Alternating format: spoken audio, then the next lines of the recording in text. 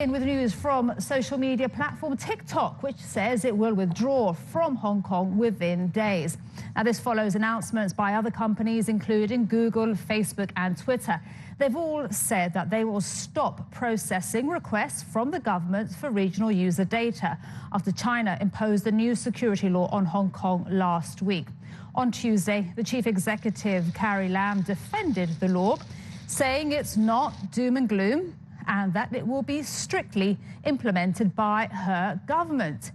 The legislation punishes what Beijing calls secession, subversion, terrorism and collusion with foreign forces. Anyone found guilty faces up to life in prison.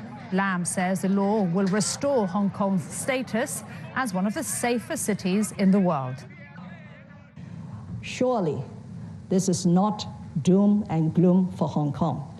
I'm sure with the passage of time and efforts and the facts being laid out, confidence will grow in one country, two systems, and in Hong Kong's future.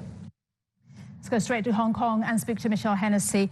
Michelle, we know that there are very strict social media restrictions on mainland China. How much fear is there around this in Hong Kong? Well, that's the key question, isn't it? Is Hong Kong suddenly going to come behind China's Great Firewall?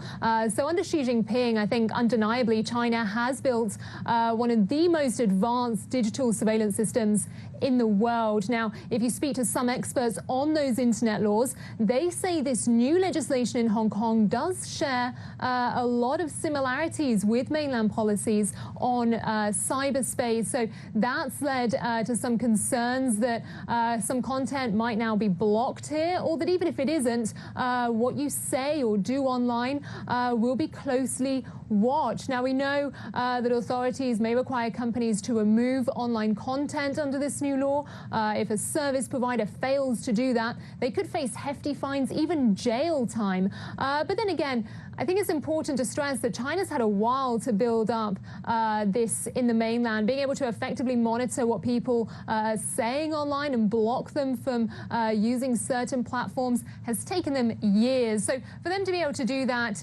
here in their freest city overnight would be, of course, a very tall order. And Michelle, we're also hearing that foreign journalists, as yourself reporting on the independence of Hong Kong, will be warned. How worried are you personally?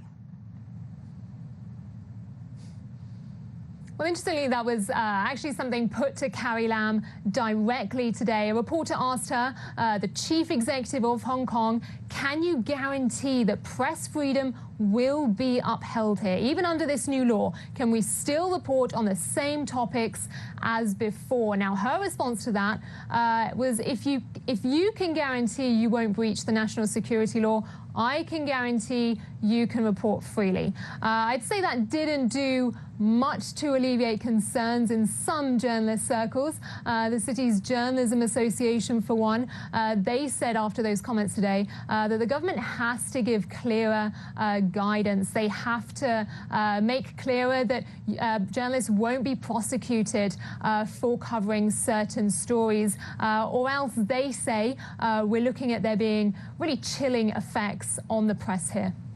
Thank you so much, Michelle Hennessy, for that.